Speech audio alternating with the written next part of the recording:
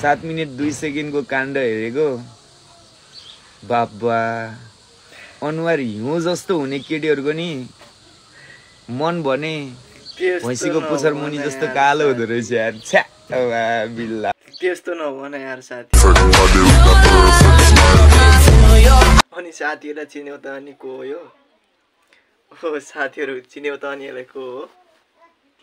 चिनेपछि एकदम है comment fat comment आउनु पर्यो कमेन्ट के गरे यार के गरे काण्डको पर्खाइमा बस्ने भाइहरू आफ्नो आमाको दुलोभित्र गएर पस्ने है